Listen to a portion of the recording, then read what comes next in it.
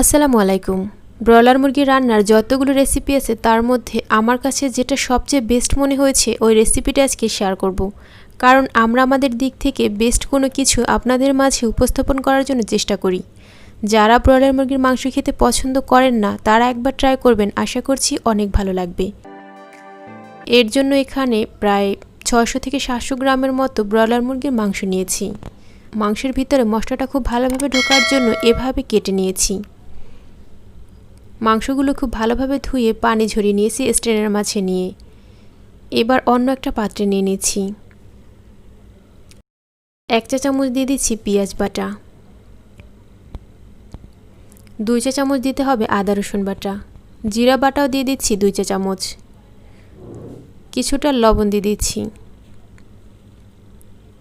1 চা চামচ দিয়ে দিচ্ছি হলদির গুঁড়া, লাল মরিচের গুঁড়াও দিয়ে দিচ্ছি 1 চা চামচ, ধনিয়ার গুঁড়ো প্রায় 1 চা চামচের মতোই দিয়ে দিচ্ছি,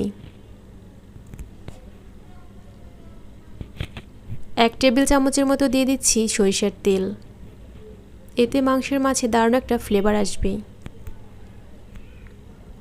এখানে একটা লেবু নিয়েছি, লেবুটা থেকে প্রায় 1 টেবিল চামচের মতো রস বের করে এর মাঝে দিয়ে দিচ্ছি।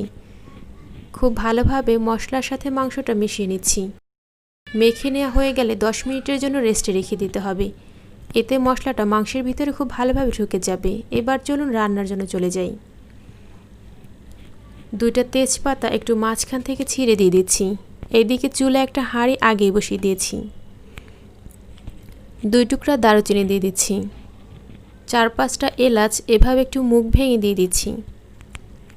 আর দিতে হবে কিছু লবঙ্গ।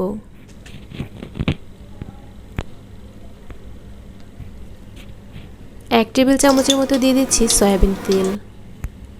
মশলা থেকে দারুণ একটা সুগন্ধ বের হওয়া পর্যন্ত এগুলো ভেজে নিতে হবে। তেলের সাথে গরম মশলা এভাবে কিছুক্ষণ ভেজে নিলে দারুণ একটা স্মেল আসে। এবার এর মাঝে 2টা মাঝারি সাইজের পেঁয়াজ কুচি দিয়ে দিচ্ছি। পেঁয়াজগুলোকে একটু বাদামি হওয়া পর্যন্ত ভেজে নিচ্ছি।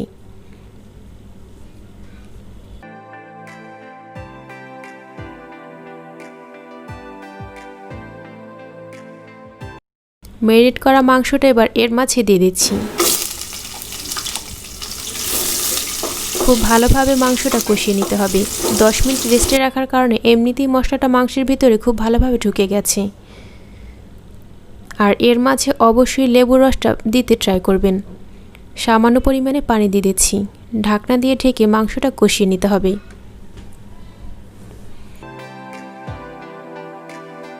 কিছুক্ষণ পরে ঢাকনা তুলে একটু নেড়ে নিচ্ছি, যাতে মশলাটা হাঁড়ির তলার দিকে না লেগে যায়।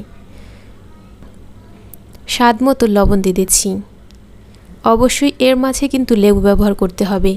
লেবু ব্যবহার করলে এর মাঝে রিয়েল টেস্টটা পাওয়া যাবে। এই পর্যায়ে একটু খেয়াল করে দেখুন, যখন মাংসটা ভালোভাবে কষানো হয়ে গেছে, ছুরির সাহায্যে একটু দেখিয়ে দিচ্ছি মাংসটা কিন্তু এখনও স্টিকি আছে। এমনিতে ব্রয়লার মুরগির মাংস রান্না করার সময় কষাতে কষাতে অনেকটা ছেড়ে আসে, কিন্তু এভাবে রান্না করলে মাংসটা স্টিকি থাকবে একদম রান্নার শেষ পর্যন্ত, যেটা অনেকটা দেশি মুরগির মাংসের মতো। এবার এর মাঝে 1.5 কাপের মতো ফুটন্ত গরম পানি দিয়ে দিচ্ছি। যে কোনো রান্নায় কষানোর পরে গরম পানি ব্যবহার করলে পানিটা সব কিছুর সাথে খুব ভালোভাবে অ্যাডজাস্ট হয়ে যায় আর রান্নাটাও দ্রুত শেষ হয়। কিছু কাঁচামরিচ একটু মাঝখান থেকে ভেঙে এবার এর মাঝে দিয়ে দিচ্ছি। এই পর্যায়ে কাঁচামরিচ ব্যবহার করলে মাংসের ভিতরে কাঁচামরিচের দারুণ একটা ফ্লেভার ঢুকে যাবে। খুব ভালোভাবে মাংসটা রান্না করে নিচ্ছি। এইদিকে অন্য একটা চুলায় ছোট একটা কড়াইয়ের মাঝে একটা পেঁয়াজ কুচি দিয়ে দিলাম আর সামান্য পরিমাণে তেল দিয়ে দিচ্ছি। 2-3টা লাল মরিচ একটু কুচি করে এর মাঝে দিয়ে দিচ্ছি। যখন এরকম সব কিছু ব্রাউন হয়ে আসবে মাংসের মাঝে এটা ঢেলে দিতে হবে। জাস্ট এটা দিয়ে মাংসের মাঝে একটা ফোড়ন দিয়ে নিচ্ছি। এতে ব্রয়লার মুরগির মাংসের মাঝে অন্যরকম একটা স্বাদ আসবে। একদম শেষের দিকে আরও কিছু কাঁচামরিচ কেটে দিয়ে দিচ্ছি। ব্রয়লার মুরগির মাংস একটু ঝাল ঝাল খেতেই বেশি ভালো লাগে। কাঁচামরিচটা দিয়ে চুলা থেকে হাঁড়িটা নামিয়ে নিচ্ছি। রেসিপিটা ভালো লাগলে বাসায় ট্রাই করবেন। আপনার মূল্যবান মতামত কমেন্ট সেকশনে জানিয়ে দেবেন। আর একটা লাইক দিয়ে উৎসাহিত করবেন। চ্যানেলটি সাবস্ক্রাইব করে পাশে আসা বেল আইকনটি প্রেস করে রাখবেন এই ধরনের নিত্য নতুন ভিডিও পাওয়ার জন্য। সবাইকে অসংখ্য ধন্যবাদ। আল্লাহ হাফেজ।